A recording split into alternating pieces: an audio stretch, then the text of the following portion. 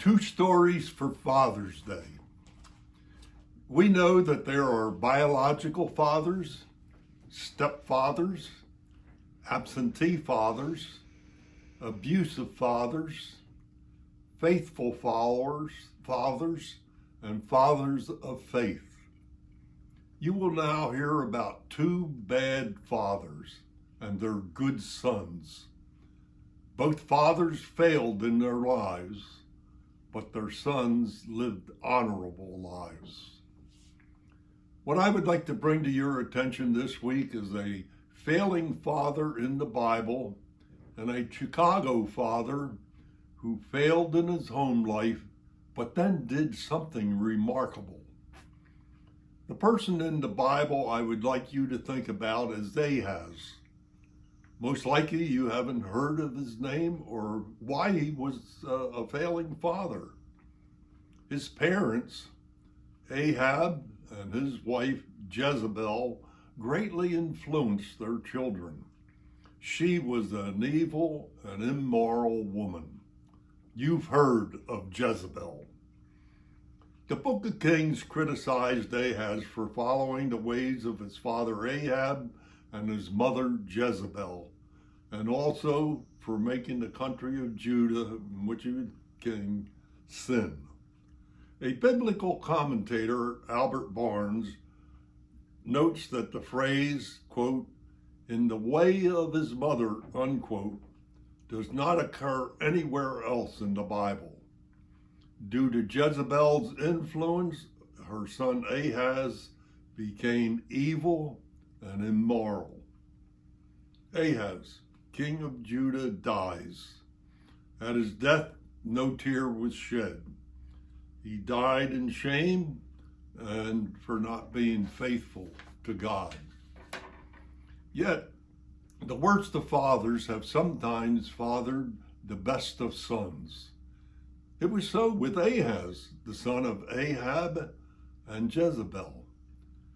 The examples that Ahab and Jezebel showed seemed likely to show up in Hezekiah immediately to fill his mind. Yet Hezekiah, the son of Ahaz, was one of the best kings and a good and godly man. Why? To me, this is also a lesson of a mother's influence. In reading about Ahaz and Hezekiah in the book of Kings, tells us the name of the mother of Hezekiah, Abijah, and her father was Zechariah, a high priest. A commentary says that it is not often that this is stated in the Bible. Can we concede that Hezekiah was a good son mainly because of the influence of a good and godly mother? Yes. I like to think that she taught Hezekiah to love and serve God for the kingdom of Judah. She learned this from her parents. There are two verses I would like you to think about because at Judgment Day, they could be said about you and me. In 2 Kings 16, verse 2, it said about Ahaz, "He did not do what was right in the sight of the Lord his God." In 2 Chronicles 29, verse 2, it is said about Hezekiah, "He did what was right in the sight of the Lord." One about the Father, one about the Son. Remember this from what I have heard, you've heard so far. Hezekiah is one of the most prominent kings of Judah mentioned in the Bible, and is one of the kings mentioned in the genealogy of Jesus in the Gospel of Matthew. Take time to read about them in 2 Kings chapter 16 and in 2 Chronicles 28, chapters 28 through 31. Now you know the story of a bad father and a good son from the Bible. But again, put this in your mind.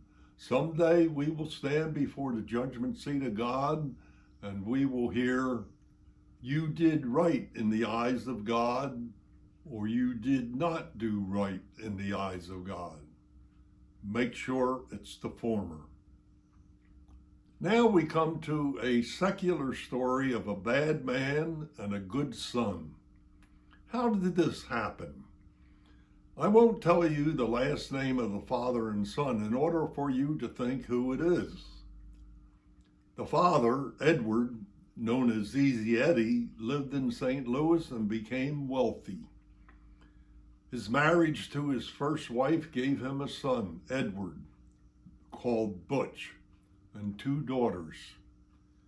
He had political friends in Missouri who became meaningful in his life and in the life of his son, Butch.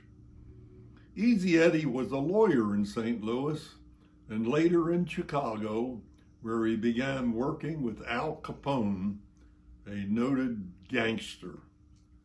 Due to his life in Chicago, Easy Eddie and his wife divorced. On a visit to see his children, he saw Butch, a young teenager, sprawled on the couch reading books and munching sweet rolls. He decided that Butch was showing signs of laziness, and he enrolled him in Western Military Academy in Alton, Missouri.